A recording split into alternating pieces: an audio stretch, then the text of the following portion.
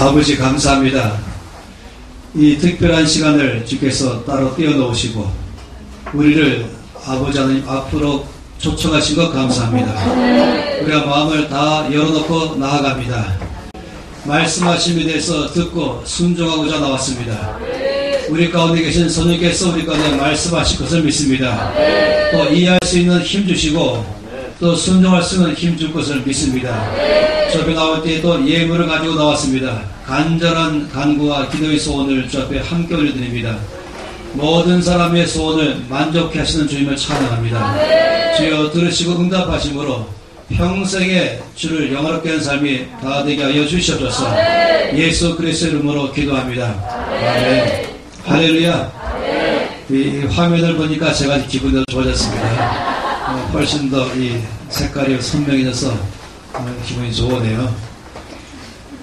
아까 인사했지만 한 번 더 옆에 사람 또 앞뒤 사람들에게 웃으면서 주의 사랑으로 사랑합니다. 주의 사랑.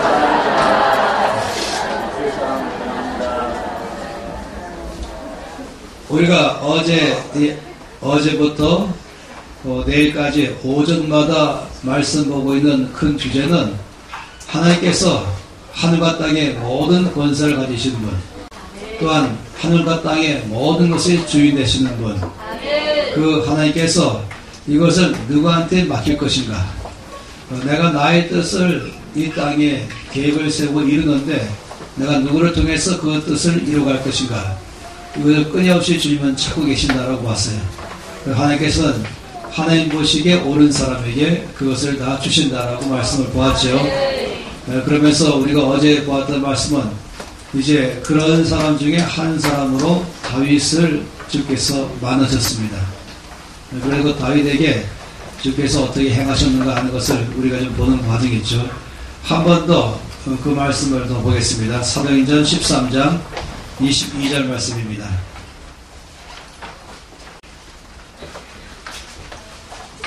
사도행전 13장 22절. 어제 우리가 이 말씀을 가지고 함께 보면서 이제 시작해볼 기억하실 것입니다. 13장 22절 한 절이죠. 다 함께 이 한 절 말씀을 읽겠습니다. 패하시고 다윗을 왕으로 세우시고 증언하여 이르시되 내가 이새의 아들 다윗을 만나니 내 마음에 맞는 사람이라 내 뜻을 다 이루리라 하시더니. 할렐루야. 이 참 놀라운 말씀. 제가 지난번에 광주에서 이제 이 성경에서 제가 제일 좋아하는 말씀이 109절이 있다 했더니 그거 달라고 지금 하다 안 되니까 이제 김민희 강사님 통해서 이제 압박이 들어왔어요. 도대체 목사님 무슨 사고를 쳤길래 저한테까지 왔습니까? 그래서 그 중에 하나가 이 구절이에요. 109절 중에 하나가 여기 이 말씀, 내가 이새의 아들 다윗을 만나니 내 마음에 맞는 사람이라 내 뜻을 다 이루겠다. 이 참 얼마나 놀라운 말씀입니까?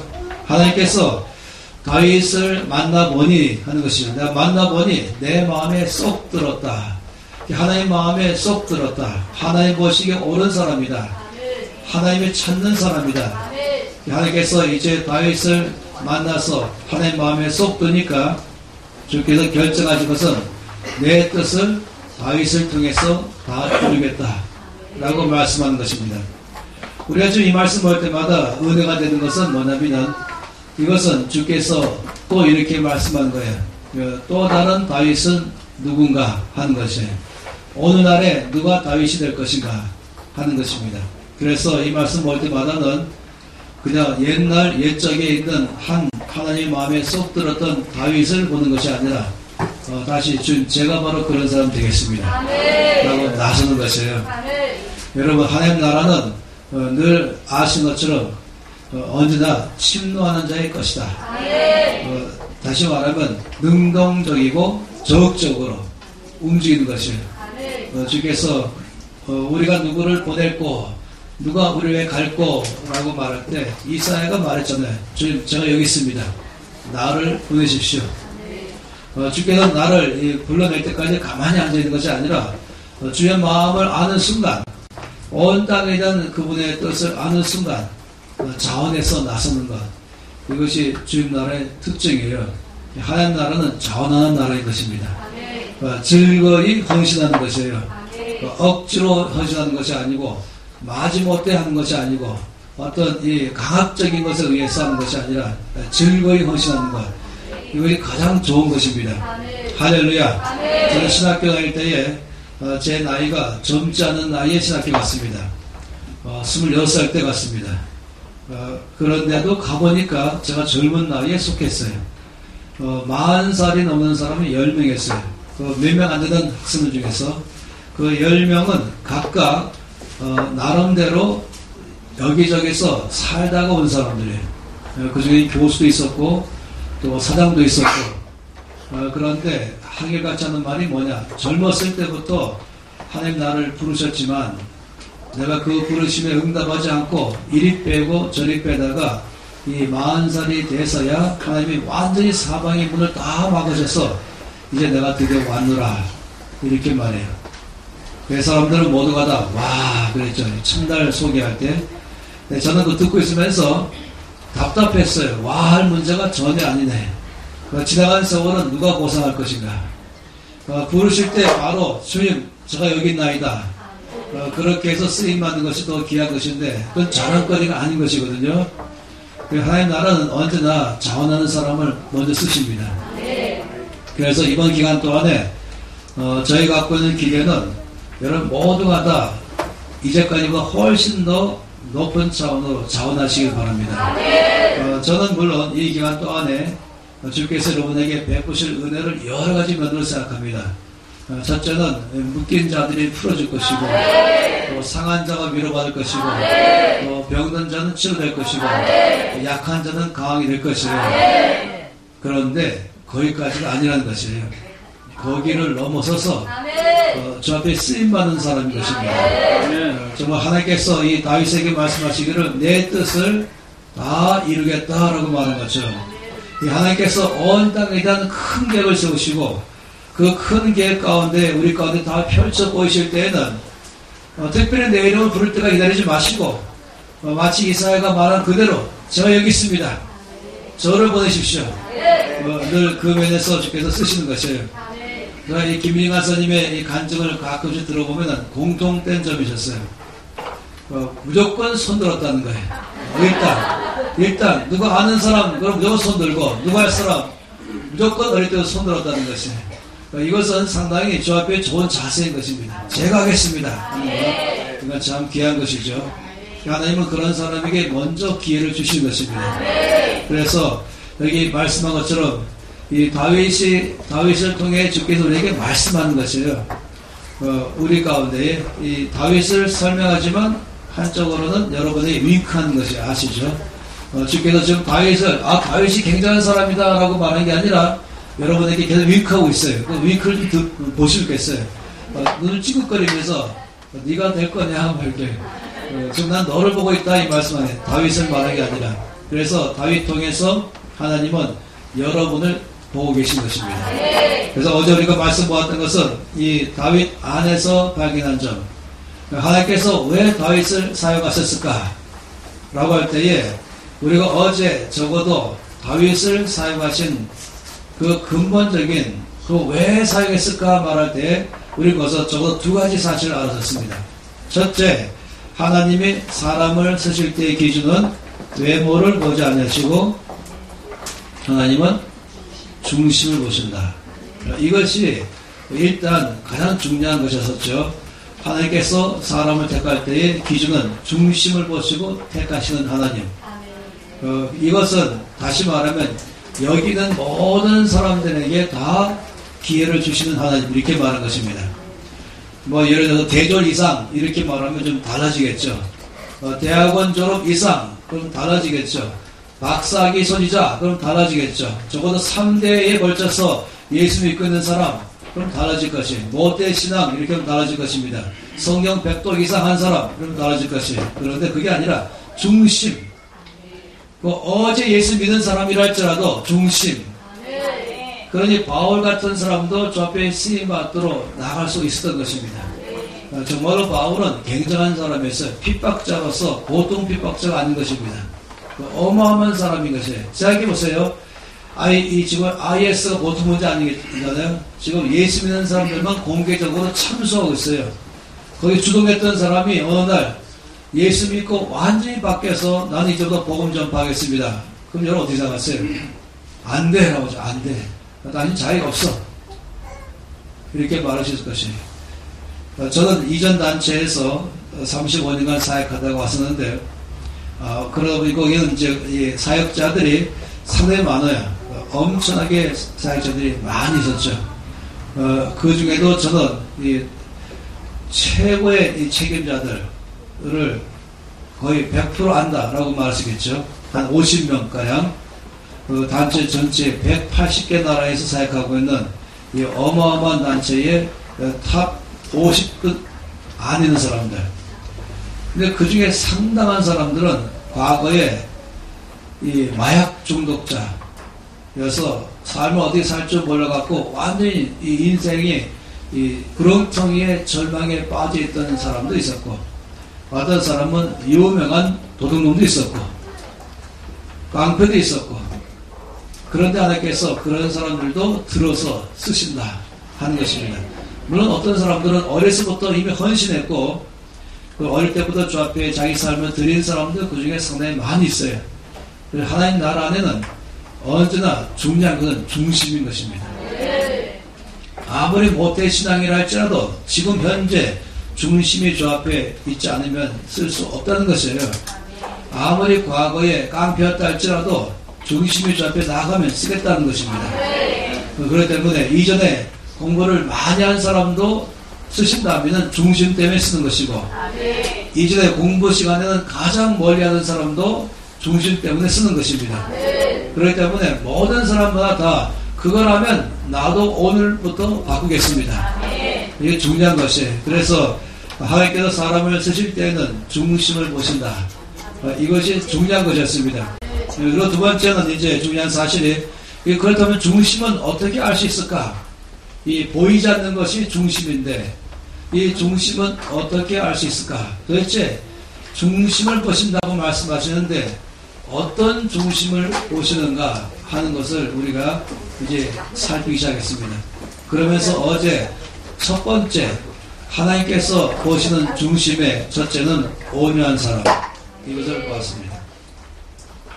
온유한 사람의 특징은 적어도 일반적으로 말하면 자기를 제어할 줄 아는 사람, 자기를 절제할 줄 아는 사람, 셀프 컨트롤 이렇게 말하죠. 스스로 자기를 절제하는 사람, 화를 내야 될 때 화를 낼 줄 아는 사람, 화를 내지 말아야 될 때는 내지 않는 사람, 그런 사람을 말하는 것이에요.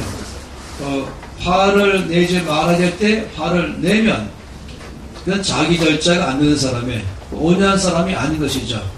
그 화를 내야 할 때 화를 안 내는 사람, 이것도 온유하지 않은 사람인 것입니다.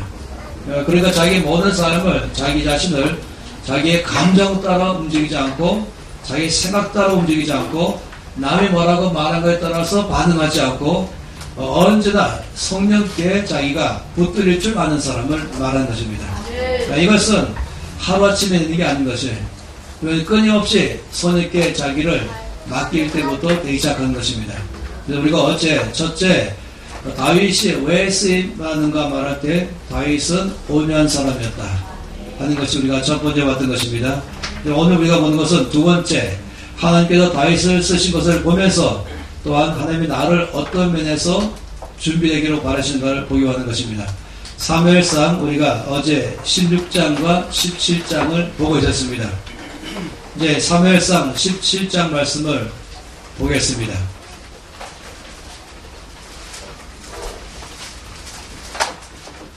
어제 말씀을 기억하신다면 다윗은 아버지 심부름으로 전장에 나가 있는 세 명의 형들을 위문하러 갔다가 거기서 골리앗이 함부로 말하는 소리를 듣고 화가 나서 저 골리앗과 싸우겠다고 자원하에 나서는 모습을 우리가 봤습니다. 그래서 계속해서 이 소년 다윗이고 목동이기 때문에 그건 전쟁에 나갈 만한 자격이 없는 것입니다. 20세 이상만 나갈 수 있는데, 근데 20세 미만은 이 다윗은 전쟁에 나갈 수가 없었죠. 따라서 저 골리앗과 싸우고 싶은데 골리앗과 싸우려고 한다면 자기가 누군지를 사람들에게 알리는 수밖에 없는 것입니다. 그래서 그 알리는 방법이 저 사람을 죽이는 사람에게는 어떤 상이 있습니까? 이거를 끊임없이 사람들에게 얘기한 것이에요. 이것은 자기라는 존재가 왕한테 알려지기를 바라서 그랬던 것이죠. 그랬더니 드디어 이 말씀 꺼내보니까 이제 이 다윗을 사울 왕 앞에 소개를 한 것입니다. 그래서 17장 31절에서 33절까지 말씀 함께 손에서 읽겠습니다.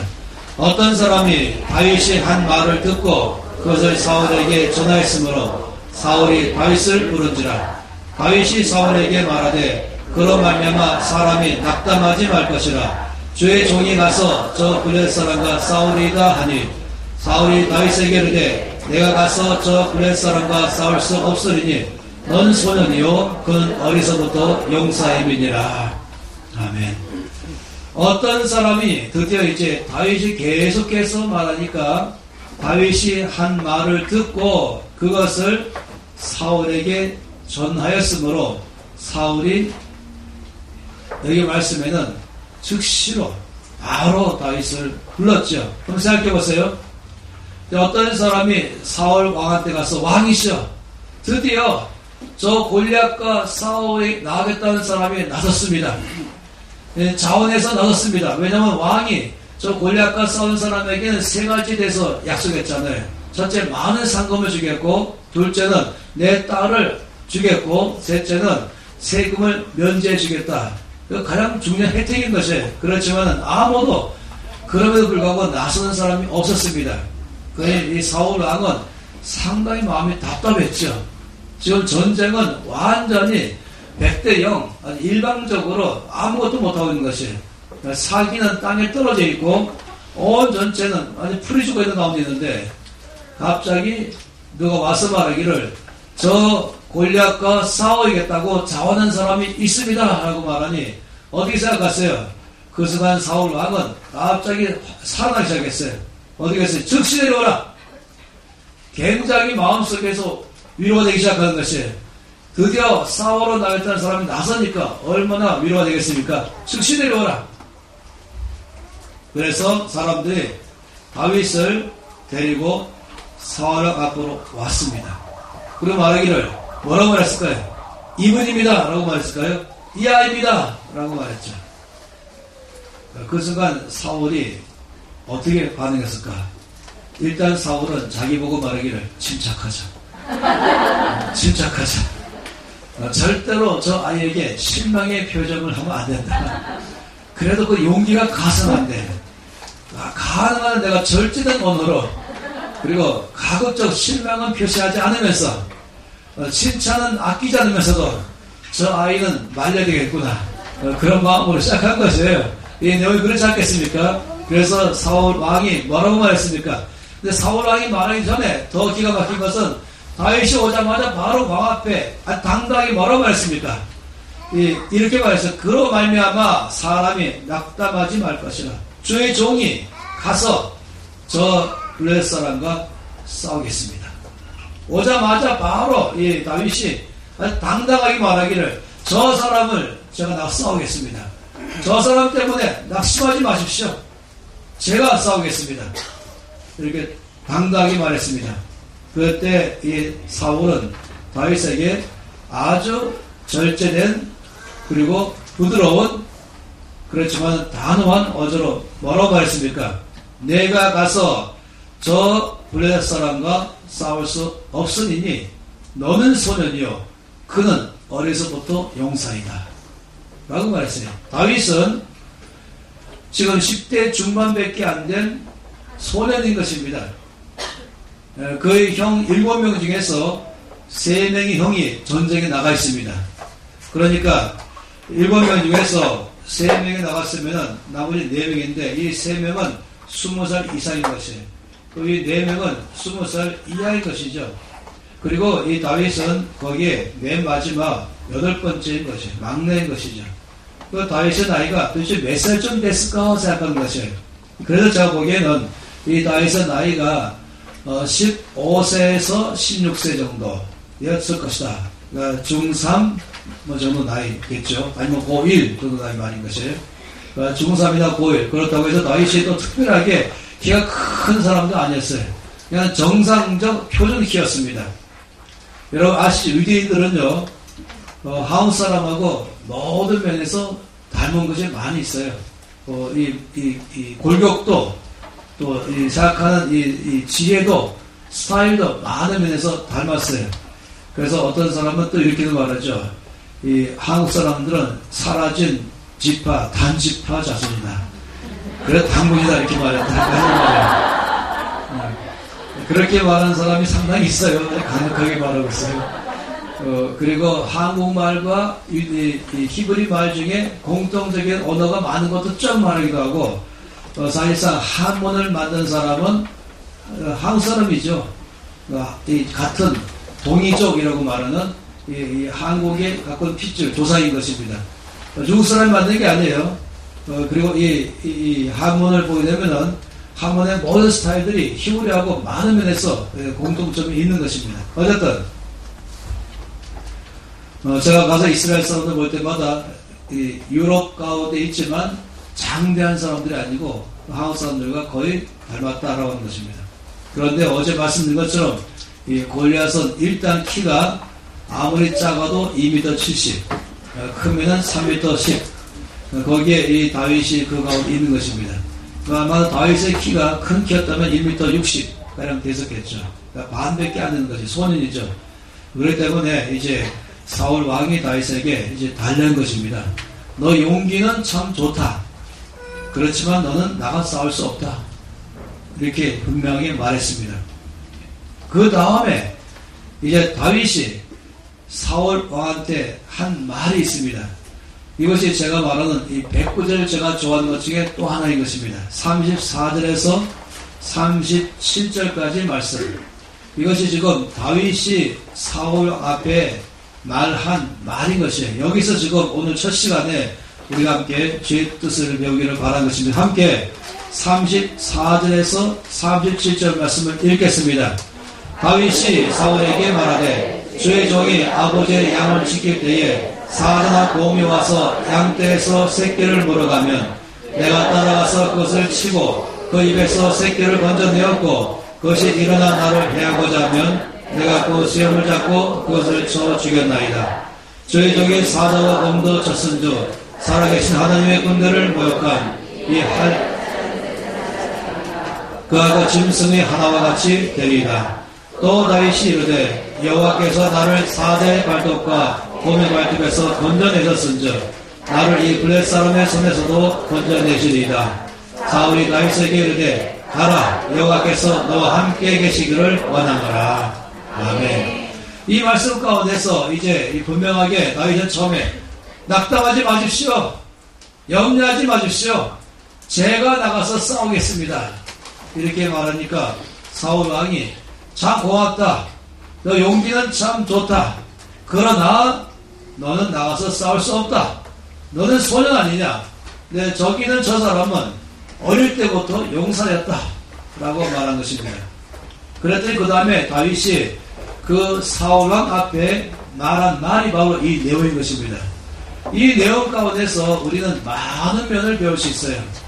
아마 여러분에게 제가 여쭤보면 여러분은 각각마다 하신 말씀이 있을 것이에요. 이 다윗이 사울왕 앞에 말한 이 말 속에서 우리가 굉장히 많은 면을 다윗 안에서 배울 점들이 있습니다. 그런데 제가 여러분에게 먼저 말하고 싶은 것이 있어요. 여기 지금 다윗의 이 모습 안에서 우리가 어떤 면을 볼 수 있을까 하는 것이에요.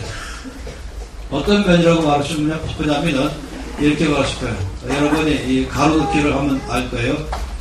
이 설, 역. 뭐겠습니까? 고맙습니다. 설득력. 이 설득력이라는 건 뭡니까? 설득력은 상대방의 마음을 움직이는 것을 말하는 것입니다. 상대방의 마음을 움직여서 지금 내가 말하고자 하는 것에 대해서 동의하도록 하게 하는 것을 말하는 것이에요. 그러니까 막 강압적으로 압박해가지고 무조건 내 말 들어 알았지? 이렇게 하는 그것은 설득력이라고 말하지 않아요. 이 설득력이라는 것은 정당한 이유가 있고 확실한 근거를 가지고 또 확신 갖고 있으면서 이거는 됩니다. 아니 이거는 사실입니다. 이거는 옳은 것입니다. 라는 확신 가지고 상대방에게 나와 똑같은 확신 갖게 만들 수 있는 능력을 말하는 것입니다. 이것은 굉장히 중요한 능력이에요. 제가 제일 싫어하는 것은 이것이에요. 만약 다윗이 이럴 때에 사울 왕이 넌 안 돼 라고 말할 때 다윗이 뭐라고 말하냐면 저만 믿어주세요. 제가 할 수 있다니까요. 왜 저를 못 믿으세요? 제가 자신 있어요. 이렇게 말했다고 하십시다. 그러면 다윗은 자신 있었을 거예요. 그렇지만은 그것은 설득력이 아닙니다. 상대방은 지금 객관적으로 보는 게 뭐냐면 이 골리앗이라는 3m 플러스 마이너스는 이 거인이고 그의 갑옷은 57kg에다가 그가 된 창끝은 7kg에 갖고 있는 이 창을 갖고 있는 이 어마어마한 거인 앞에 이 소년 다윗이 와서 말하기를 저만 믿어주세요. 제가 할 수 있다니까요. 이렇게 말하면 누가 믿을 수 있겠어요? 누가 그런데 그래 내가 너를 믿겠다. 누가 말하겠어요? 그런데 자기가 혼자 자신 있다는 것 때문에 왜 저를 못 믿어주세요? 일단 믿고 맡겨주세요. 이렇게 말한다면 이것은 설득력이 아닌 것입니다. 이건 아주 일방적 주장인 것이에요. 그런데 거기 모든 사람들이 노라고 말했다고 해봅시다. 아니요, 당신의 말을 못 믿겠습니다. 아니요, 당신의 말에 동의할 수 없습니다. 아니요, 당신에게 못 맡기겠습니다. 라고 했다고 해보세요.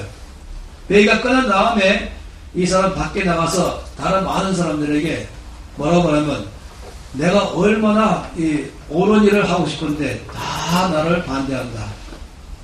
그 사람들은 뭘 모르고 이 사람을 믿고 다 나쁜 사람으로 취급하겠죠.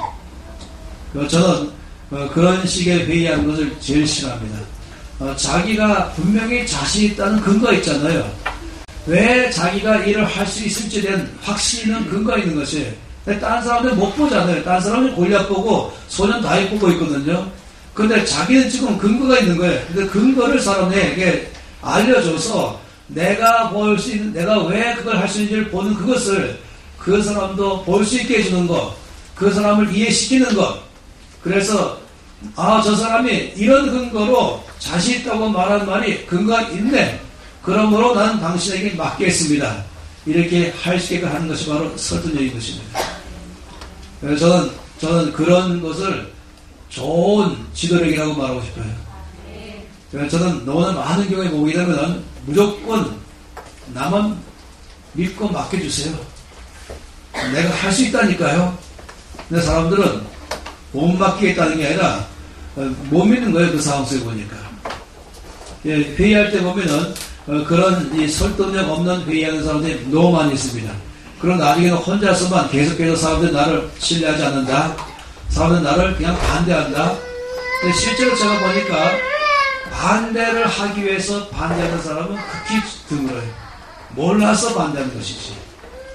여기 지금 사울 왕이 너는 안 돼 라고 말하는데 반대하잖아요. 다윗은 나는 나가겠습니다. 저에게 맡겨주세요. 저 사람 때문에 낙심하지 마십시오. 제가 나가 싸우겠습니다. 근데 사울은 안 돼 나가지 마 라고 말할 때 다윗은 사람을 보고 왕이 나를 못 믿고 있다 이렇게 말하면 안 되지요. 그거는 아마 듣는 사람이 나라도 못 믿겠다 라고 말할 수 있을 것이에요.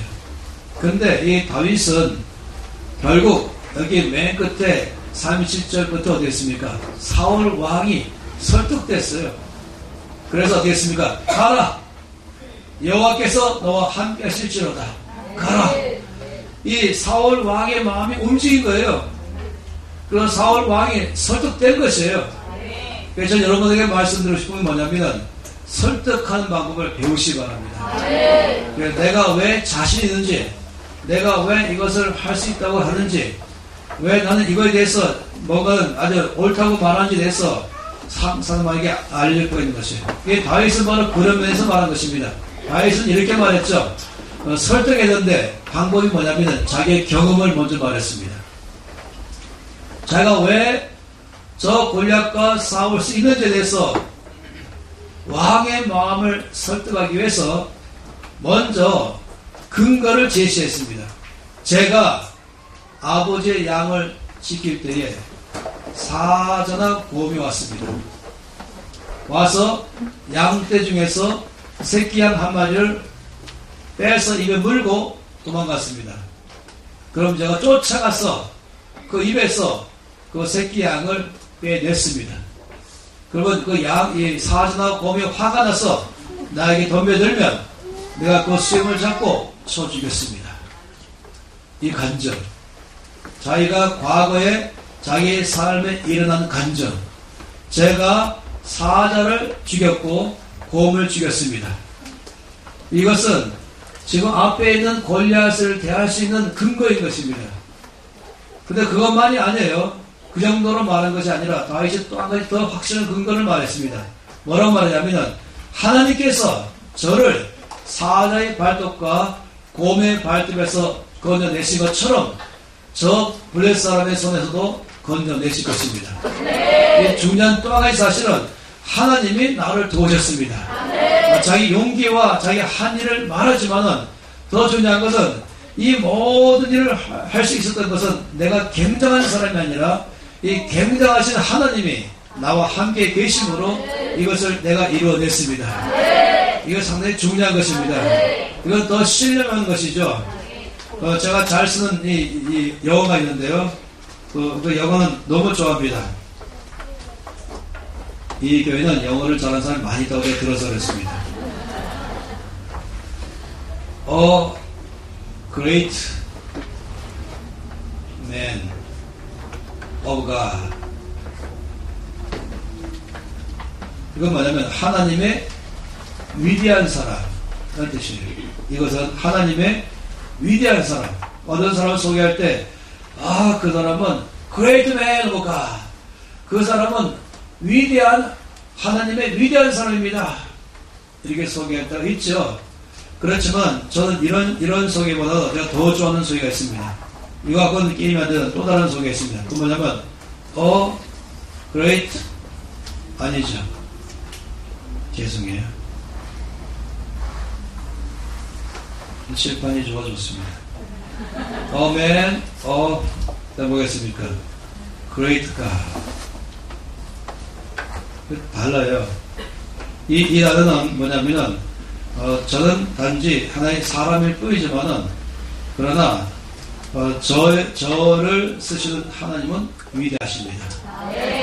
저는 평범한 사람이지만은, 제가 위대한 일을 할 수 있었던 것은, 저의 위대한 능력 때문이 아니라, 위대한 하나님 때문에, 제가 이 일을 할 수가 있었습니다. 제가 위대해서가 아니라, 저는 하나의 지극히, 저는 지극히 평범한 사람 중에 한 사람입니다. 그러나 제가 이렇게 놀라운 일을 할 수 있었던 것은 나의 하나님이 위대하기 때문입니다. 여러분 이 두 사람 중에서 어느 사람을 더 신뢰할 수 있는지 아시죠? 두 번째 사람인 것이. 이 다윗은 그걸 말한 것이 저는 자기가 하던 경험을 말하죠. 그 경험을 말했을 때 굉장한 일을 한 사람인 것이. 그 다음 말하기를 그러나 나는 평범한 소년인 게 맞습니다. 그러나 이런 굉장한 일을 제가 할 수 있었던 것은 하나님이 위대하기 때문에 그렇습니다. 나의 하나님이 나를 사자와 곰의 발톱에서 건져내신 것처럼 저 블레셋 사람의 손에서도 건져내실 것입니다. 이 단순한 이 다윗의 말, 이 정도면은요 어떤 사람이라도 설득될 수 있습니다. 그러니 사울이 그 다음에는 가라 라고 허락할 만한 것이 된 것입니다. 자, 그런데 제가 지금 말하고 싶은 내용은 거기에 있는 게 아니에요. 오늘 첫 시간에 제가 말하고 싶은 건 더 중요한 것이 있습니다. 어제 제가 여러분에게 힌트를 드린 게 있어요. 사무엘이 이제 사울을 대신할 자 왕에게 기름 붓기 위해서 베들레헴으로 갔잖아요. 그리고 하나님께서 이미 말씀하기를 나는 벌써 정해놨다. 그리고 그 사람의 기름 부으라 라고 말씀했죠. 그래서 그 사람 누군지를 모르기 때문에 이새의 아들이라는 사실만 알았죠. 그렇기 때문에 사무엘은 이새에게 아주 강조해서 말하기를 너만 오지 말고 아들들 다 데려와라. 이렇게 말하는 거예요. 중요한 건 아들이거든요. 이세가 아니고. 그렇기 때문에 사무엘은 이 중요한 자리에 아들들을 다 데리고 오라 라고 분명히 명령했어요. 그래서 그 앞에 온 아들들이 7명이었어요. 그리고 어제 말씀드린 것처럼 그 중에 누군가를 알아보려고 찾으니까 없었어요. 그래서 놀랐다 그랬죠. 그리고 알아보니까 한 명이 더 있다는 것이었어요. 그런데 막내이고 지금 학교 가서 과외 수업하는 게 아니라 아니면 해외에 지금 유학 가 있는 게 아니라 들판에서 양치고 있다 하는 것이었습니다. 이 양친다는 것은 순서가 돼서 양치는 것이 아니었어요. 여기 큰형 엘리압이 말한 말을 봐도 알 수 있잖아요. 아버지가 맡긴 양 네가 뭐하고 여기 왔냐 이렇게 말할 정도로 항상 양치는 것은 다윗의 몫이었습니다. 그러니까 이 순서대로 양치는 것이 아니었고 그냥 다윗이 양쳤어요. 생각해보세요. 그렇다면은 일단 이 집안에서 10대 중반 된 막내가 늘 들판에 나가서 양치고 있다. 뭐가 이상하지 않아요? 이 집안 안에서. 가장 중요한 자리에 다윗을 데려오지 않았다. 이것도 중요한 것이에요. 아마 첫째, 솔직히 본다면 다윗이 너무 못생겼어. 골칫덩어리여서 오면 또 소란을 피워서 망신 줄까봐. 그건 아닌 건 그날 봤어요. 그렇죠? 다윗을 딱 본 순간 얼굴이 붉고 용모가 뼈나고 눈이 뼈나고 아름답다. 그러니까 그는 아주 탁월한 사람이고 분명해. 그러니까 이새가 자기 아들들에게 위문 전달하게 할 때도 다윗을 다른 4명의 아들들을 안 맡기고 맨 막내인 다윗을 불러서 맡길 정도로 원래는 아주 신뢰할 만한 소년인 막내인 것이에요. 그리고 어떤 막내를 그렇게 들판에 내보내지 않잖아요. 내보낸 것이에요. 뭔가 이유가 있는 것이에요. 그리고 다윗으로 생각해 보세요. 자기는 지금 10대 중반의 소년 다윗입니다. 그때쯤 되면은 하고 싶은 것도 많고 먹고 싶은 것도 많고 가고 싶은 것도 많고 하는 것이에요. 그때쯤 나이에 가장 중요한 건 친구들입니다. 친구들과 만나고 싶고 뭐뭐 하고 싶고 또 아버지 사랑 받고 싶고 자기도 집에서 있고 싶고 따뜻한 밥 먹고 싶고 학교 가고 싶고 친구 만나고 싶고 모든 보호와 그리고 모든 배려와 모든 돌봄 가운데 있고 싶은 그 나이인 것입니다. 그런데 그는 늘 들판에 나가셨어요. 우리가 양들을 치는 목자 그러면 늘 그림은 예수의 모습 그려서 아주 낭만적일지 모르지만 아니에요. 굉장히 불편한 삶인 것입니다. 이슬을 맞으면서 나가는 것이고 생각해 3,000년 전 아니겠어요? 3,000년 전 그때는 멋있는 어떤 양 우리가 있는 게 아니었어요. 그냥 이 하나의 울타리만 쳐놓는 것이죠. 일반적으로 말하기를 양의 문조차도 자대로 되어 있지 않아가지고 양을 다 집어넣으면은 목자가 거기에 양의 문이 돼갖고 누워 잔다고 말해요. 그 모든 고생을 다 하는 것이죠. 그러니 여러분이 만일에 다윗의 입장이었다고 한다면 어떤 생각을 하는 게 좋을까? 나는 다리 밑에서 주워왔나? 시작하는 게 정상이에요. 나는 왜 형들처럼 집에서 모든 혜택과 그리고 편리함을 왜 못 누렸을까?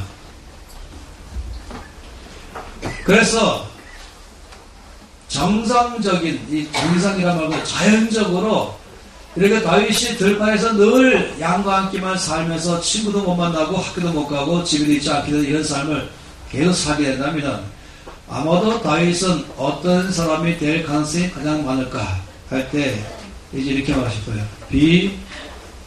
하나 더 붙이면 비행 청소년,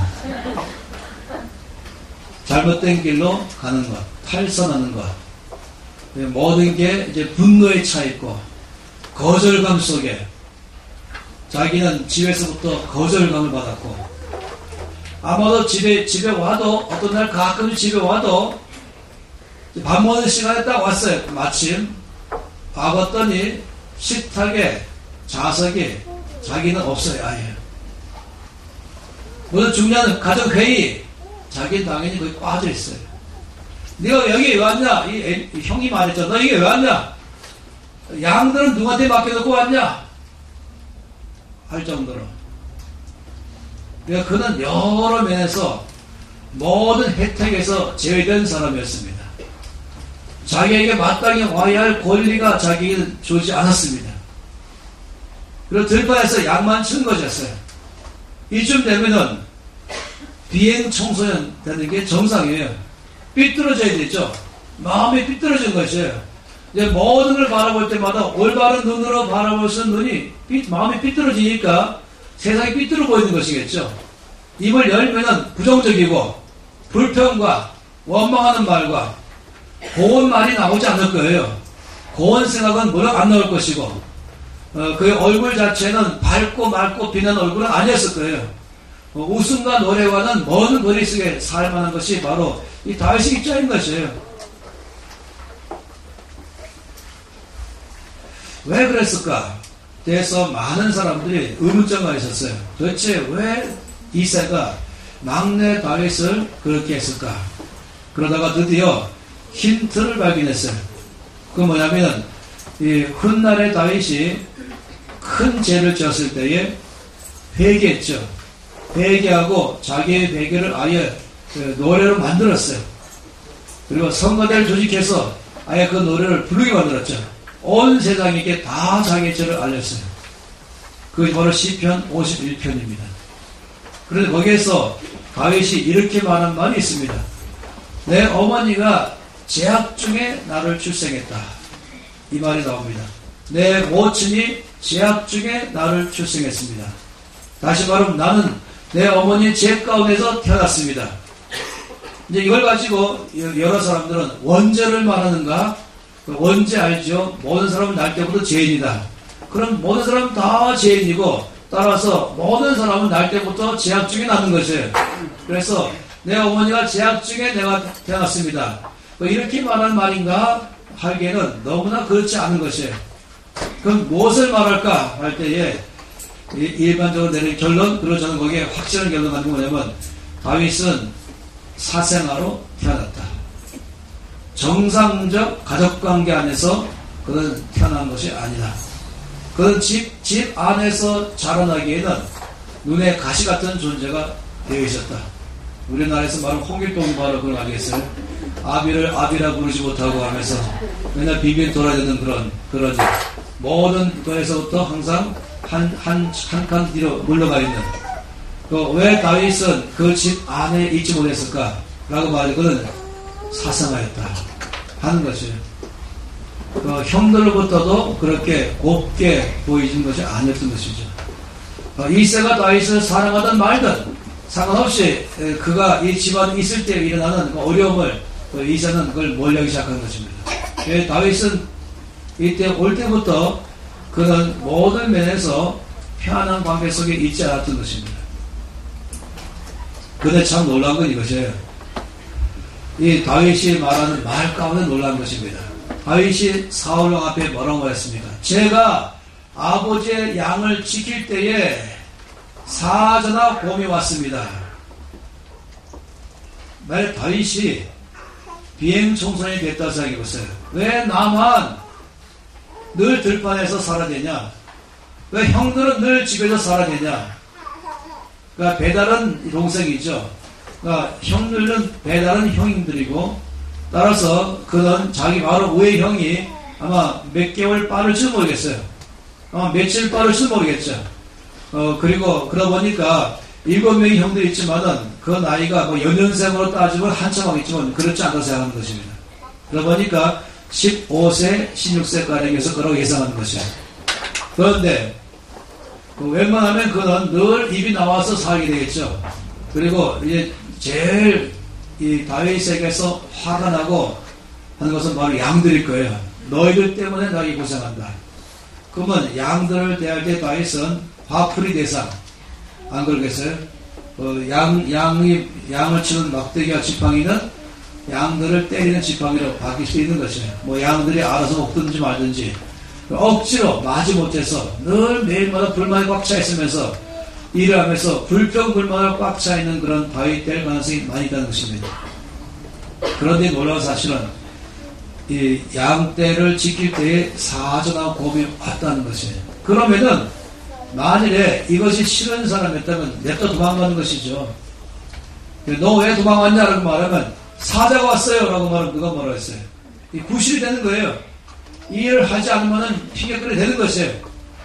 그런데 다윗에게서 놀라운 건 뭐냐면 사자나 곰이 와서 양떼 중에서 새끼 한 마리를 옮겨잡고 도망가기 시작할 때에 다윗이 쫓아갔다는 것입니다. 아버지가 나한테 맡긴 양들 중에서 한 마리도 내가 잃지 않겠다. 내가 목숨을 바쳐서라도 내가 나에게 맡겨진 일을 끝까지 해내겠다. 이 자세, 이게 좀 귀한 것이에요. 이 다윗에게서 좀 말한 가운데서 제가 왜 감동되냐면 그가 이 사자나 곰을 쳐 죽였다는 데 감동된 것이 아니라 자기는 이런 아주 이 모든 조건을 본다면은 불평과 불만으로 꽉 차고 게으름 가운데 살만하고 핑계를 다 댈만하고 부정적으로 살만한 그런 상황 가운데 있었지만은 다윗은 절대 그러지 않았다는 것입니다.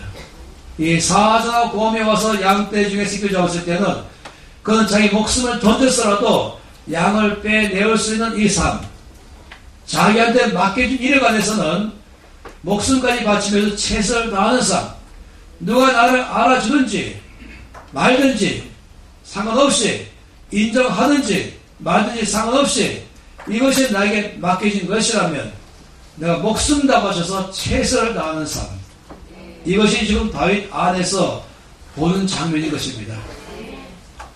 이것을 가만히 생각해보면 이렇게 되어 있어요. 하나님께서 사울 왕을 버리기로 결정하신 다음에 이제 우리 인간적 언어로 사용한다면 그러면 사울 왕 대신에 앞으로 이스라엘의 왕 될 사람이 누굴까? 후보자를 찾으신 하나님. 그래서 앞으로 이 땅에 이 나라의 왕으로 하나님 백성들을 이끌어갈 사람으로 누구를 택할까 주께서 찾으면서 아마 서울대학교도 갔겠죠. 왜 학생회관도 가보고 도서관도 가보고 교실도 가보면서 이 중에 누가 있을까? 당연히 찾으시죠. 또 삼성경제연구소도 당연히 가보겠죠. 그리고 뭐 반드시 대구도 오셨을 거예요. 그런데 하나님께서 이제 한 도시에서 그 다음 도시까지 가는 들판을 갖고 있었어요. 아무도 없는 들판, 사람 없는 들판. 근데 그 들판에서 갑자기 노래소리 들리는 것이에요. 하나님께서 이 들판에 노래소리 들으니까 흥미가 있는 것이에요. 그 노래소리는 여호와는 나의 목자시니 내게 부족함이 없도다. 그런 목동의 노래소리. 이 다윗은 그 모든 외로움 속에서 있으면서 그는 오히려 그것이 하나님을 묵상하는 장소로 바꿨습니다. 그는 원망과 불평의 대신에 하나님을 찬양하는 삶으로 바뀌었습니다. 그는 시인 됐고 가수가 됐고 철학가가 됐고 용사가 됐습니다. 오히려 그는 그런 모든 상황 가운데서 한쪽으로 얼마든지 비행 청소년 될 만한 가능성이 있지만 그는 선택하기를 나는 하나님을 선택한 것입니다. 하나님을 예배하는 자가 선택한 것입니다. 그래서 그는 오히려 거기서 그런 장소가 내 인생을 허전생활한다 하는 것이 아니라 여기야말로 하나님 앞에서 성장하는 기회로 사는 것입니다. 그 들판에서 그는 그냥 들판에 들어 누워가지고 모든 부모를 욕하고 자기를 원망하면서 사는 것이 아니라 하나님을 찬양하기 시작하는 것입니다. 그리고 하나님께서는 그 찬송하는 목소리를 들으면서 보니까 소년 다윗이 양떼들을 쫙 돌보면서 그 옆에 걸터안에서 악기를 치면서 노래하는 것이에요. 그런데 조금 있다가 하나님이 갑자기 눈이 좀 크기 시작했어요. 저 멀리서 사자 한 마리가 아주 소리 안 내게 보기 시작하는 것이에요. 예, 하나님 먼저 보신 것이죠. 하나님께서 아주 흥미가 있기 시작했어요. 앞으로 일이 어떻게 될 것인가를 아주 주의 있게 보신 것이에요. 그리고 여러분 아시죠? 사자는 소리 내지 않아요. 절대로 발소리 내지 않아요. 아무도 눈치 못 채게 접근하죠. 그런 다음에 한순간 포착하고 빠르게 덤벼드는 것이에요. 그리고 거기서 가장 어리고비한 사람을, 어리고비한 짐승을 잡는 거예요. 어린 양이죠. 그러다 튀기 시작하는데 어디 갈 줄 모르고 당황하거나 어린아이를 덥석 잡는 것입니다. 그리고 잡고 도망가는 거죠. 그런데 그 다음 보니까 이 소년 다윗이 벌떡 일어나더니 쫓아가는 것이, 가면 내놔 그런 것이죠. 사자가 한 마리만이다 알았지. 그러면 사자님 감사합니다 한 마리만 가져가서, 그것이 아니고 다윗은 아니 내 아버지가 맡긴 양 한 마리도 안 돼, 절대 줄 수 없어, 내놔 달려가는 것이요. 그리고 사자의 입에서 양을 벌리고 빼내는 거죠. 그 사자가 화가 나서 다윗에게 덤벼들 때 그 수염 잡고 죽인 것이, 하나님이 이것을 보고 계셨어요. 그럼 인간적인 눈으로 말한다면 하나님께서 입이 딱 벌어져서 입을 다물지 못하신 것이에요. 그리고 뭐라고 말했을까? 뭐 저런 놈이 다 있어. 아니 세상에 다윗이 누군지를 다 아신 하나님께서, 근데 이 다윗이 모든 일에 부정적이고 자기를 불쌍히 여기고, 그리고 이 삶의 게으름에 나태한 빠지는 것이 아니고 목숨까지 바쳐가면서 양의 새끼를 사자와 곰에서부터 건져내는 이 다윗을 바라볼 때 하나님이 결정하셨죠. 찾았다. 내가 찾던 그 사람이다. 여러분 어디서 갔어요? 저는 상상했지만, 그러나 제가 이 상상이 확실하다는 것을 믿고 있습니다. 여러분이나 저나 하나님 마음과 똑같아서 할 것이에요. 시편 101편 6절 말씀 보겠습니다. 제가 왜 하나님께서 그렇게 하셨을 거라고 상상하는지 말씀의 근거이기 때문에 그렇습니다. 시편 101편 6절입니다. 함께 이 말씀을 읽을까요? 내 눈이 이 땅에 충성된 자를 살펴 나와 함께 살게 하리니 완전한 길에 행하는 자가 나를 따르리로다. 이것도 제가 좋아하는 백구절 중 하나예요. 여기 말씀 보세요. 내 눈이 이 땅에 사람을 살핀다. 살핀다. 자세히 주목하여 바라본다. 지금 하나님께서 사람을 찾고 있는 거예요. 어떤 사람을, 여기 말씀 보니까 나와 함께 살 사람, 하나님을 따를 사람, 하나님의 일을 맡길 만한 사람, 이 나라 전체를 내가 누구한테 맡길 것인가, 내가 어떤 사람 맡길 것인가 살핀다 그랬어요. 내 눈이 이 땅을 살핀다.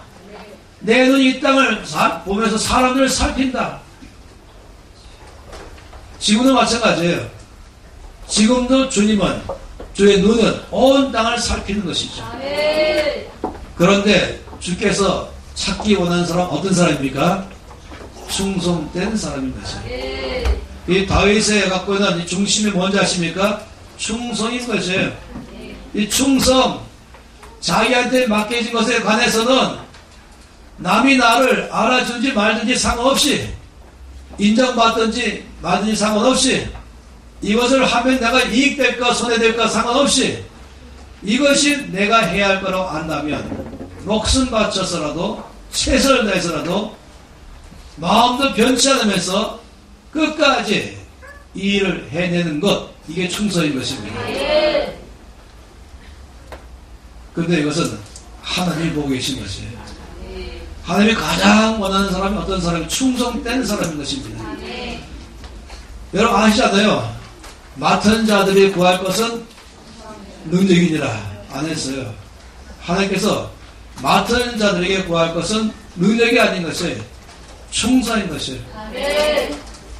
저는 많은 교회를 가서 말씀을 전했었잖아요. 그런데 여전도 회장, 증경 여전도 회장 목숨 바쳐서 이제 임원회 회장 선출된 다음에 열심히 일했는데 이제 총회 끝나자마자 교회에 안 나오는 증경 회장도 봤어요. 그리고 이렇게 말해요. 시험 들었습니다. 또 한 가지 상처받았습니다. 또 한 가지 섭섭합니다. 이 세 가지 용어 잘 쓰는 용어. 시험 들었다, 상처받았다, 섭섭하다. 왜냐? 부회장도 뽑았고 총무 뽑고 회계 서기 다 뽑았는데 처음에는 잘하자 하라고 했는데 가면 갈수록 애 때문에 빠지고 뭐 때문에 빠지고 회장님도 나는 뭐 애가 없나? 근데 회장이라는 죄 때문에 자기가 나온 거예요. 가면 갈수록 한 명씩 빠지더니 자기가 딱 남은 거예요. 이제 속이 부글부글하고 불만이 꽉 차는데 임원 임격 갈 때까지는 참았죠. 끝나자마자 바로 상처받은 사람. 이 교회 말고. 그럴 수 있어요. 또 어떤 사람은 처음에는 포부가 대단한데 하다가 6개월 만에 중도 하차하는 사람. 그냥 섭섭해갖고 상처받아가지고 이 교회 안에서 제일 많이 쓰는 단어가 상처받았습니다. 교회 안에 제일 많이 붙잡는 귀신이 섭기 아시죠? 섭섭귀신.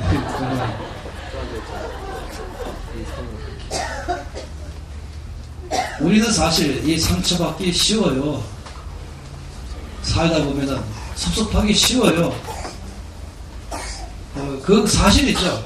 그런데 여기서 이 맡은 일을 하다가 나에게 맡긴 일을 하다가 어떤 일이 발생하냐면 상처를 받는 거예요.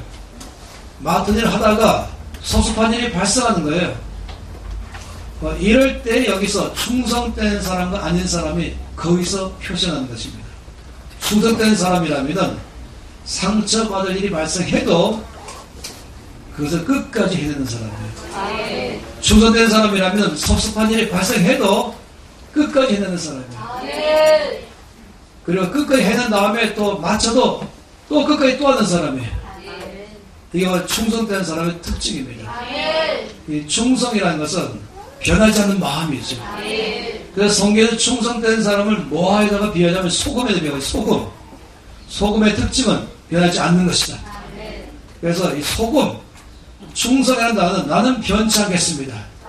일단 내가 이것을 결정했으면 어떤 손해가 와도 어떤 불이익이 와도 남들이 나를 욕하고 또 주상 모략하고 해도 목숨 바쳐서 맡긴 일은 끝까지 해내겠습니다. 이것이 바로 충성인 것입니다. 하나님께서 하나님의 일을 맡길 때에 어떤 사람에게 맡길 것인가? 왜 하나님께서는 단지 고학력자 중심으로 맡기지 아니하시는가? 왜 말 잘하는 사람 중심으로 뭘 지식과 전략과 지혜가 많은 사람 중심으로 일 맡기지 않으시고 왜 하나님은 오직 유일하게 모든 걸 다 제치고 제1순위로 충성된 사람에게 맡기겠다 왜 하시는가?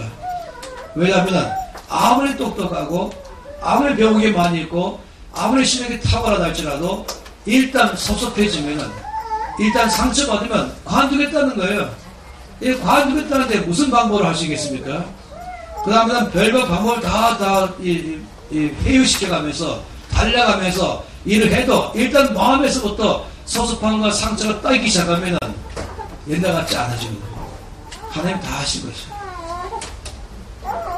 하나님께서 온 이스라엘 성도를 애굽에서부터 건져내가지고 이 어마어마한 이 광야를 다 통과해가지고 약속의 땅까지 가게 하는 이 일 누구에게 맡길 것인가? 과연 이 일을 할 사람은 어떤 사람이 가능할까? 이 일을 할 사람은 어떤 사람이 하는가라고 이제 다 적기 시작해보세요. 지질학자, 지리학자, 이 광야의 이 길을 잘 아는 사람, 아니면 거기다 사회학자, 인구 통계를 잘 낼 줄 아는 사람, 아니면 거기에 경제학자, 이 가운데서 정말 이들 경제를 잘 살릴 수 있는 사람, 아니면 거기 갖고 있는 여러 가지 정치학자, 정치 잘할 사람, 아니면 보건위생, 다 하시겠죠. 다 필요한 것이에요. 이 엄청난 200만 명 이상의 대난민들을 이끌고 갈 수 있는 일엔 어떤 사람이 필요할까? 아니, 박사학위 소유자에다가 뭐에다가 실력이 탁월한 사람 다 필요하겠죠. 모세가 40살 때 제가 하겠습니다 하고 했어요. 주님께 말씀 아니 내가 널 못 쓴다 라고 했죠. 그런 다음에 80살 됐을 때 내가 널 쓰겠다고 말했습니다. 왜 하나님께서 모세를 사용하셨을까? 민수기 12장 말씀 보겠습니다.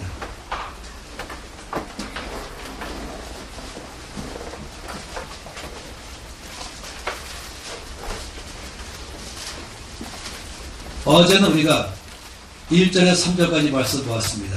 오늘은 6절에서 8절, 민수기 12장 6절에서 8절 말씀을 읽겠습니다.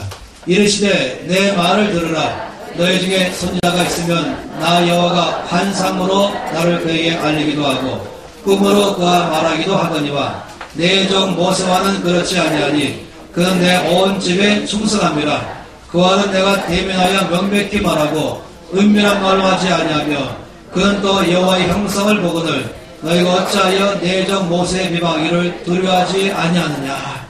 하나님께서 지금 아론과 미리암을 막 야단치면서 이렇게 말씀했어요. 내가 나의 종들에게 나를 알릴 때는 꿈으로 알리고 내가 말할 때는 또 꿈과 환상을 통해서 말하지만은 내가 모세에게는 그렇게 안 한다. 모세에게는 얼굴을 대면하여 명백히 말한다. 다른 사람에게는 꿈을 통해서 환상을 통해서 나를 알리지만 내가 모세는 얼굴과 얼굴을 맞대고 말한다. 아주 레벨이 다르죠. 하나님께서 모세는 모든 다른 종들과는 다른 레벨로 하나님이 대하신다는 것이에요. 왜 그러냐 말하는 것이에요. 7절 말씀은 왜 그렇겠습니까? 왜냐하면 내 종 모세와는 그렇게 아니하니 왜냐하면 그는 나의 온 집에 충성합니다. 하나님께서 왜 모세를 사용했을까? 도대체 모세의 어떤 면을 사용했을까? 충성인 것입니다. 모세가 아무리 탁월한 사람이라 할지라도 똑똑하다 할지라도 지식이 많이 있다 할지라도 그런 사람의 모세는요. 그러나 그게 아니라 하나님이 모세를 사용하신 제일 큰 이유는 충성된 사람이기 때문입니다. 생각해보세요. 저는요 모세를 무지 많이 묵상했어요. 모세를 무지 많이 묵상했다는 말은 뭔 말인지 아세요? 제가 무지 힘들었다는 걸 말하는 것입니다. 힘들 때마다 어려울 때마다 마음에 낙심할 때마다 모세를 묵상했어요. 수시로 원망하고 수시로 불평하고 수시로 중상모략하고 수시로 거역하고 조금만 힘들면 바로 말해버리는, 아니 조금 전에 은혜를 크게 많이 받아도 바로 불평하기 시작하는, 아니 불평과 원망이 입에 달고 다니는 그런 사람들 가운데서 모세가 어떻게 살았을까? 이렇게 말할 수 있잖아요. 내가 할 데가 없어갖고 여기 와서 욕먹어가면서 해야 되겠냐? 내가 일할 데가 없어갖고 여기 와서 이렇게 맨날 모욕받아가면서 해야 되겠냐? 무시당하면서 해야 되겠냐? 존경받아도 모자랄 판인데 내가 꼭 이렇게 해야 되겠냐? 그래서 심하게 하면 뭐해서 못하겠다, 집어치자, 관두자. 만약 그런 사람이었다면요 모세는 100번 관뒀을 거예요. 모세만큼 어려운 상황이 어디 있겠습니까? 그런데 모세가 끝까지 해낸 사람이에요. 끝까지 맡긴 일에서 누가 뭐라고 말하든 누가 뭐라고 무시하든 그걸 인정하지 않든 중상 모략하든 원망하든 불평하든 깎아내리든 그는 중간에 집어치겠다 이런 말 한 적이 없어요. 관두겠다 한 적이 없어요. 내가 그냥 고대에서 가겠다 말한 적이 없어요. 끝까지 해낸 사람. 그게 뭡니까? 충성입니다. 왜 하나님이 모세를 쓰셨을까? 충성인 거죠. 제가 이 강의를 이 심장에서 말하냐면 제 인생의 삶에서 이것 때문에 엄청 많이 주 앞에 나가고 또 나가고 또 나가고 또 나가고. 저는 돈 1원도 월급 받아본 적 없는 단체에서 35년간 사역했어요. 사람들은 당신 대표요, 동아시아 대표요, 뭐 열방대회 책임자요. 좋았겠습니다. 저는 그게 마음에 드는 게 아니에요. 저는 그 관심도 없어요. 그런데 별의별 일이 다 일어나기 시작하죠. 그런데 그런 가운데서 또 힘들 때는 꼭 딴 데서 또 손짓해요. 조건을 제시하면서 집도 주겠습니다, 뭐 하겠습니다 하면서. 근데 내가 왜 가야 될 것인가? 왜 내가 그만둬야 되는가? 왜 가야 되는가? 하나님께서 관두라고 하신가? 아니면은 일이 힘들어서, 사람이 힘들어서 돈 때문에, 환경 때문에, 뭐뭐 때문에 이래서 움직인다, 이건 제 마음에 용납할 수가 없는 것이죠. 내가 주의 종이잖아요. 나에게 오라 가라 명하신 분은 하나님 한 분이신데 돈 때문에 갔다. 사람이 나에게 상처받아서 서습해서 갔다. 이건 제 안에서 용납할 수 없어요. 자, 용기가 안 났어요. 소속해서 움직이는 용기가 안 났어요. 상처받아서 가는 용기가 안 났어요. 하나님 뜻이 아닌데 움직였다. 용기가 안 났어요. 무엇을 생각하면서 하나님이 누구를 원하시는가? 충성된 사람. 아멘. 마음이 변하지 않는 사람. 아멘. 목에 칼이 들어와도 아무리 어려워도 먹을 것이 없어도 모든 게 다 힘들어도 뭐 그런 건 그런 참을만 하죠. 먹을 거 없는 건 참을만한 것이에요. 몸이 힘든 건 참을만한 것이에요. 그런데 사람들이 나를 무시하고 충성 모략하고 그리고 나를 뒤에서 칼을 찌르고 그리고 원망하고 대항하고 그럴 때는 힘이 쫙 빠지죠. 제가 저 앞에서 철저히 회개한 게 뭐냐면 사람들 앞에서는 한 번도 물론 제가 관두겠다 한 적이 없지만 제 혼자서 관두겠다 이렇게 말 두 번 있었어요. 그리고 저 앞에 얼마나 회개한 거예요. 좀 죄송합니다. 이 하나님께서 가장 다윗의 중심 보고 쓰셨던 제일 큰 이유가 바로 이 이처럼 충성된 사람. 자기는 집에서도 인정받지 못하고 형들과 달리 혜택받지 못하고 그런 상황 가운데 있으면서 아버지 양은 또 들판에 쳐야만 되고 그런 가운데서 그는 최선을 다했다는 것이에요. 그에 대해서 최선을 다한 것이에요. 시편 78편 보겠습니다. 또 하나의 중요한 구절입니다. 저희 나흘 동안에 100구절을 다 말씀드린 거예요. 시편 78편 맨 끝에 있는 구절이에요. 속절 78편 70절은 72절 함께 읽겠습니다. 또 그의 종 다윗을 택하시되 양의 우리에서 취하시며 전 양을 지키는 중에서 그들을 이끌어내사 그의 백성인 야곱 그의 소유인 이스라엘을 기르게 하셨더니 이에 그가 그들을 자기 마음의 완전함으로 기르고 그의 손의 능숙함으로 그들을 지도하였도다. 이 말씀 보게 되면은 하나님의 말씀이 참 좋은 점은 말씀에서 다 설명하고 있다는 것이 말씀이 말씀하고 있어요. 여기 뭐라고 말하고 있습니까? 하나님께서 언제 다윗을 왕으로 삼기로 결정하셨는가? 뭐랬습니까? 또 그의 종 다윗을 택하시되 어디서요? 양이 우리에서 취하시며 뭐랬습니까? 전 양을 지키는 중에서 그를 이끌어내셔서 왕으로 삼으셨다. 하나님께서 사무엘에게 이제 내가 사울 대신할 자를 이미 선택했다. 다윗인 것이 언제 어디 됐을까? 제가 짐작하기는 다윗이 아버지 양을 지킬 때에 사자나 곰이 와서 양떼기에서 새끼 양을 물고 갈 때에 다윗 쫓아가서 목숨을 아끼지 않냐고 양의 새끼를 이 사자 입에서 빼내고 목숨 먼저 싸울 때 하나님께서 거기서 결정하셨습니다. 충성을 보시고 내가 이런 소년이라면 내 나이를 안심하고 맡길 수 있겠다. 저는 실력 좋은 사람이 맡기면 안심하는 게 아니라 저는 충성된 사람이 맡기면 안심하는 거예요. 왜냐하면 배만하지 않기 때문에 왜냐하면 중간에 가다가 관두지 않기 때문에 맡긴 일 끝까지 하기 때문에 그런 것입니다. 그러니 하나님께서 다윗을 중심 보신 것은 충성인 것입니다. 저와 여러분이 가장 원하는 건 충성인 것입니다. 예, 여러분 잠언 25장 보겠어요.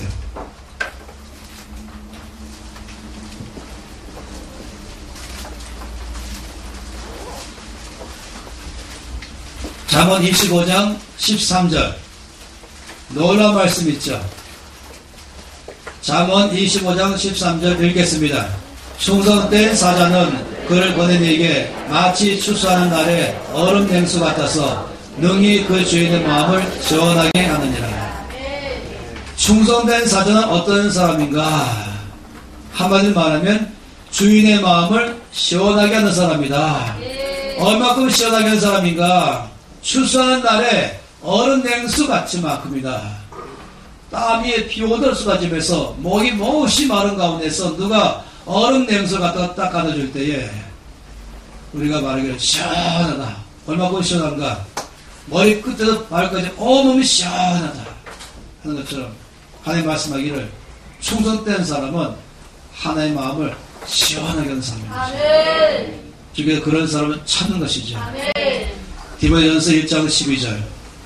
디모데전서 1장 12절.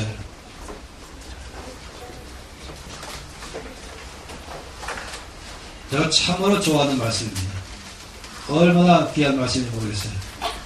1장 12절 한 절입니다. 함께 읽겠습니다. 나를 능하게 하신 그리스도 예수 우리 주께 내가 감사함은 나를 충성되이 여겨 내게 직분을 맡기심이니. 지금 바울이 고백하는 것이에요. 하나님께 감사히 고백하는 것이에요. 어떤 면에서 감사하기 시작했냐면은 이렇게 말했어요. 첫째, 예수께서 나를 능하게 하셨다 라고 말씀했어요. 예수께서 나를 능하게 하셨다.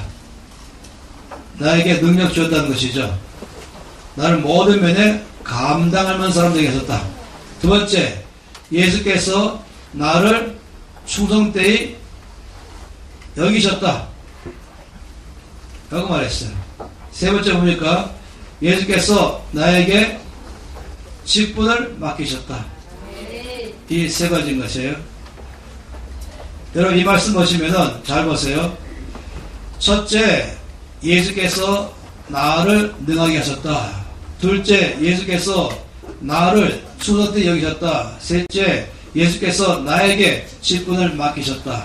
이 세 가지 중에서 어느 게 제일 먼저입니까? 어느 게 제일 먼저예요? 어제보다 훨씬 대답이 많아 좋습니다. 이 말씀 보면은 첫 번째는 충성이죠.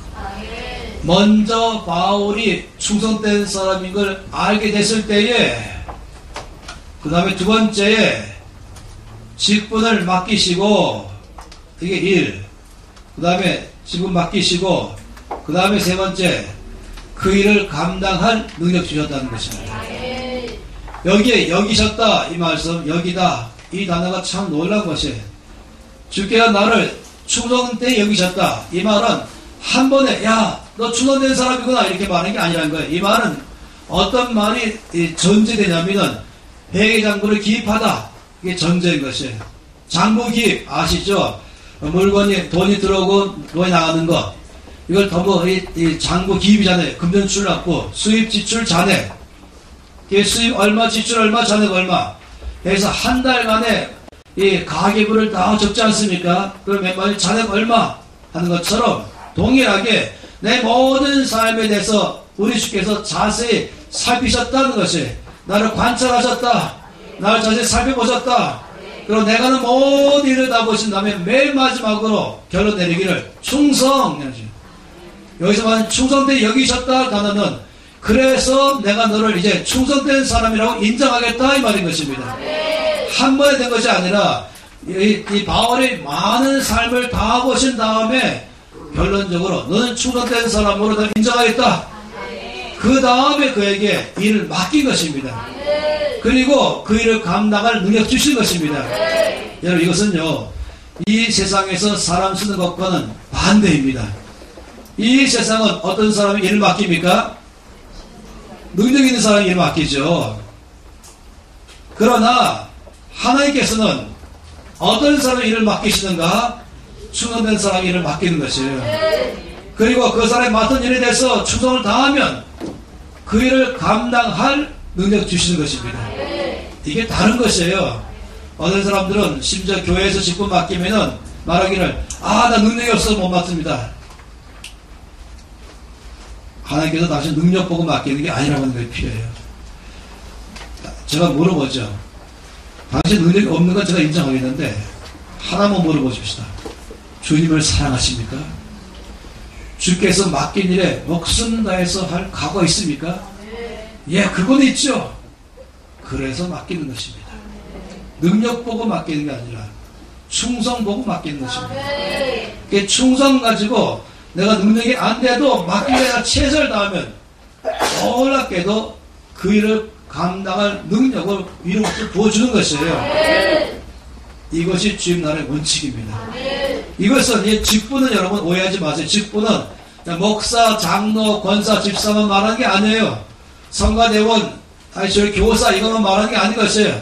이거는 식당에서 일하는 종업원도 말하는 것이고, 카페 종업원도 말하는 것이고, 식당 주인도 말하는 것이고, 카페 주인도 말하는 것이고, 고등학교 교사, 초등학교 교사도 말하는 것이고, 아니면 신문사 기자도 말하는 것이고, 아니면 과학자도 말하는 것이고, 정치가도 말하는 것이고, 사학가도 말하는 것이고, 이 땅의 모든 면에서 자기 능력으로 일하는 사람이 있는가 하면은 하나님 능력으로 일하는 사람이 있습니다.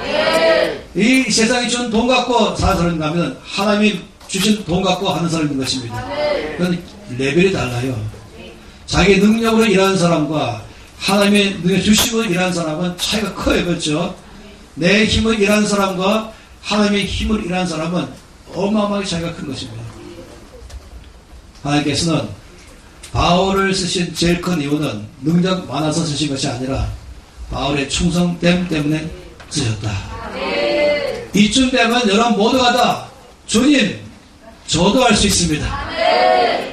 제가 하겠습니다. 제가 바로 충성된 사람 되겠습니다.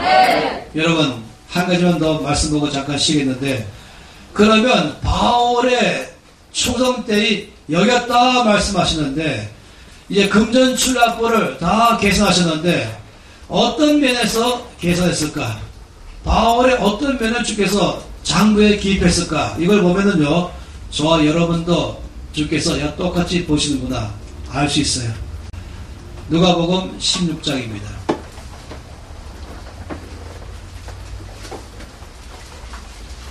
이 말씀은 여러분 이미 다 잘 알고 있는 말씀입니다. 그러나 아주 중요한 말씀이죠. 누가복음 16장 10절에서 13절이죠. 16장 10절에서 13절. 우리 주께서 충성하라 이 말씀을 여기서 세 번 이상 말씀하셨어요.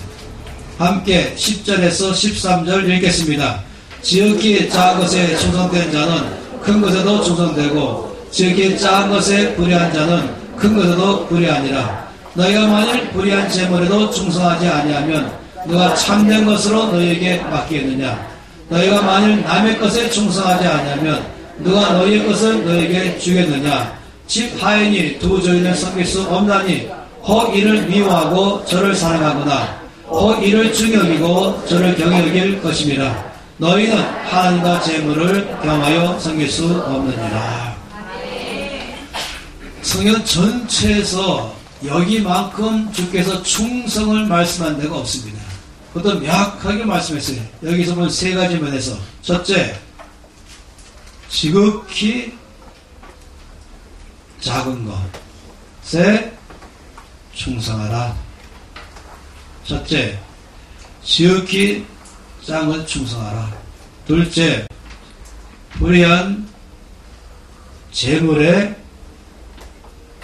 충성하라. 세 번째, 남의 것에 충성하라. 그래서 우리 가운데 이 충성해야 될 것 세 가지. 지극히 작은 것. 두 번째, 불의한 재물. 세 번째, 남의 것. 여기에 우리에게 충성하라 라고 말씀했어요. 그러니까 이제 우리가 아는 게 있어요. 우리 주께서 바울을 충성된 사람이라고 이제 살펴보시고 관찰하시고 장부에 기입하시고 결론적으로 여겼다라고 말씀했어요. 그러면 바울의 어떤 면을 봤을까? 놀랍게도 바울이 지극히 작은 것에 충성하는 사람인가를 보신 것입니다. 여러분 오늘 이 시간에 여러분에게 중요한 말씀 드리고 있어요. 바울은 몰랐겠죠. 그러나 하나님 다 보고 계신 것입니다. 지극히 작은 것, 사소한 것, 시시하게 보이는 것, 남들 외에는 작게 보이는 것 다 포함해서 말하는 것입니다. 백화점왕에 대해서 말할 때 유명한 이 카네기 말할 때 뭐라고 말하냐면 그가 처음에는 백화점 종업원이었어요. 말단 종업원이었죠. 어느 날 비가 많이 오는 날, 이제 사람도 없었어요. 이 백화점에. 비가 많이 오니까. 종업원들이 멍땅땅 모여갖고 TV 앞에 앉아있어요. 또 TV는 마침 야구 경기라고 중계하고 있었어요. 미국 사람들이 야구를 너무 좋아하죠.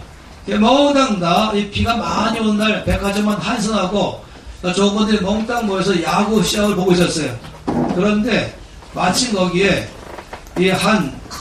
이 중년 노인이, 중년 할머니죠. 거기 할머니 다니고 있는 분이 꾸깃꾸깃한 옷을 입고서는 비를 잔뜩 맞은 채로 백화점 안으로 들어왔어요.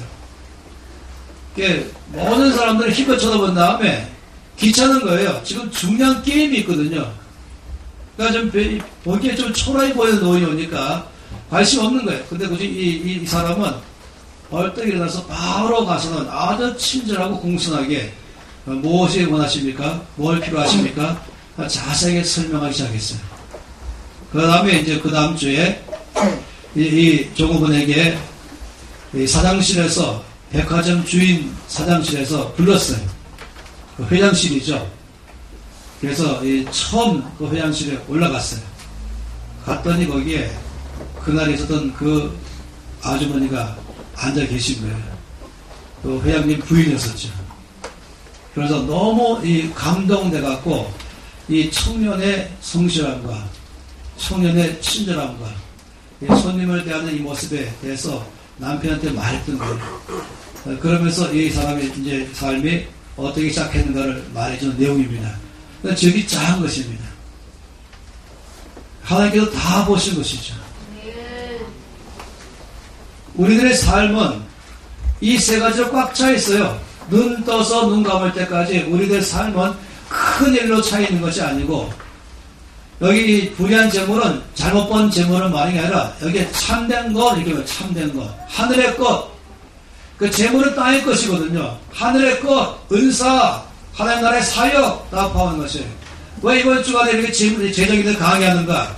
왜 중요한가? 왜냐하면 이것은 하늘의 것을 맡길 사람인가를 알 수 있는 판단 기준이기 때문에, 즉 작은 것, 이것은 큰 것을 맡을 사람인가에 대한 기준이기 때문에, 남의 것, 이것은 주께서 그의 것을 주고 싶을 때 기준되기 때문인 것입니다.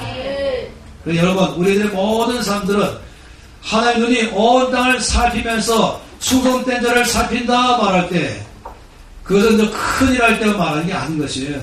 무대 앞에 나왔을 때 말하는 게 아닌 것이에요.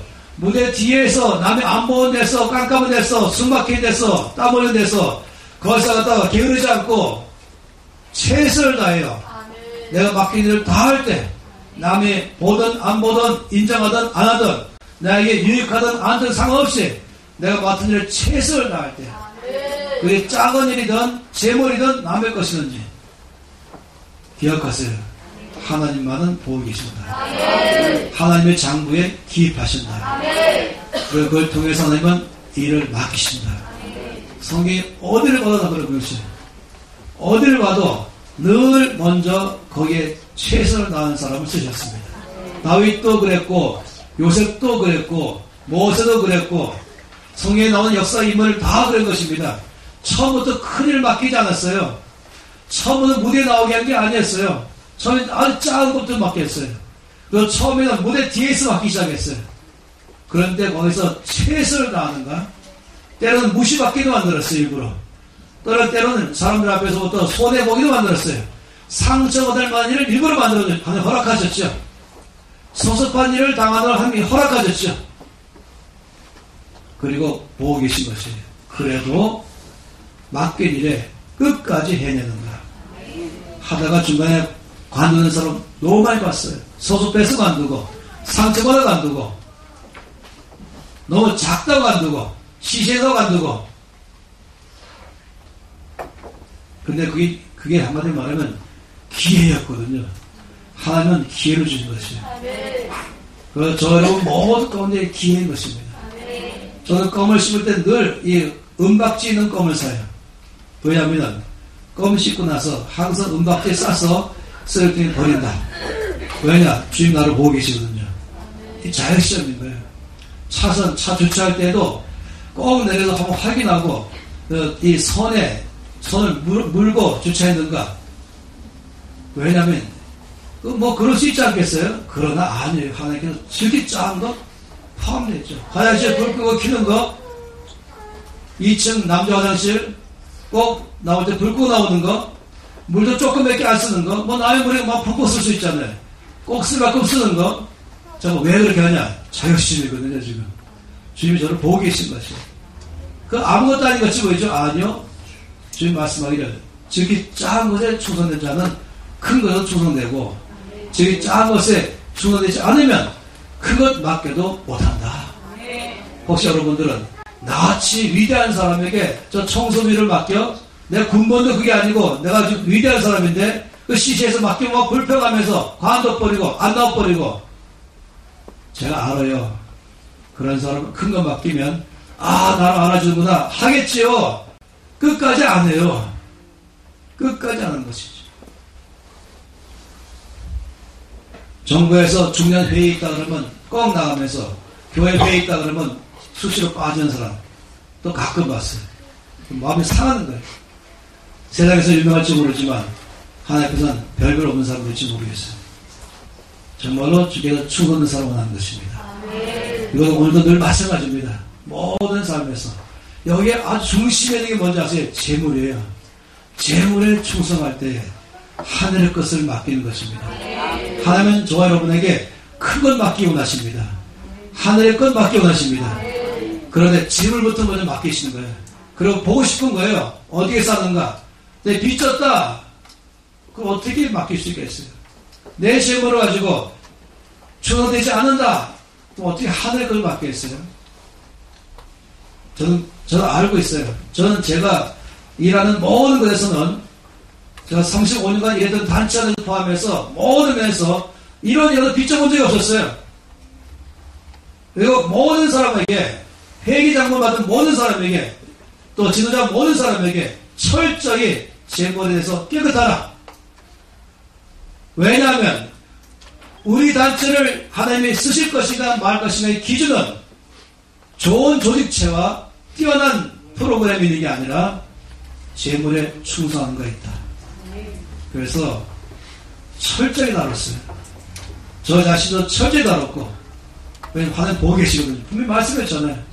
놀라운 사실은 여기서 더 크게 본다면 저기 작은 것, 재물, 남의 것 몽땅 다 몽땅 다 재물이에요, 사실은. 왜냐하면 사람들은 재물을 작다고 생각하고 있어요. 또 재물을 남의 것 생각하고 있어요. 재물을 부려다 생각하고 있어요. 그냥 큰 것, 나의 것, 하늘의 것만 생각하고 있어요. 큰 것, 나의 것, 하늘의 것 생각하고 있어요. 참된 것. 주께서 아니 그러려면 먼저 작은 것, 남의 것, 그리고 재물부터 충성해라 라고 말씀하는 것입니다. 그래서 이번 주간은 너무나 중요한 문제예요. 그래서 이 충성할 때에 하나님은 반드시 그 일을 맡기십니다. 그래서 제가 이 ACM 사역 중에 하나 하실 때는 1차로 온 교회가 빚 갚기 나가는 것이에요. 왜냐하면 빚진 교회가 저희 보실 때는 충성되지 않은 것이에요. 이 말씀에는 어떻게 일을 맡기겠어요? 하나님 맡기려 일하는 것이죠. 두 번째, 빚진 사업, 어떻게 그 사업에 주 앞에 요구될 수 있겠어요? 셋째, 빚진 가정, 어떻게 쓸 수 있겠어요? 빚진 개인, 어떻게 쓸 수 있겠어요?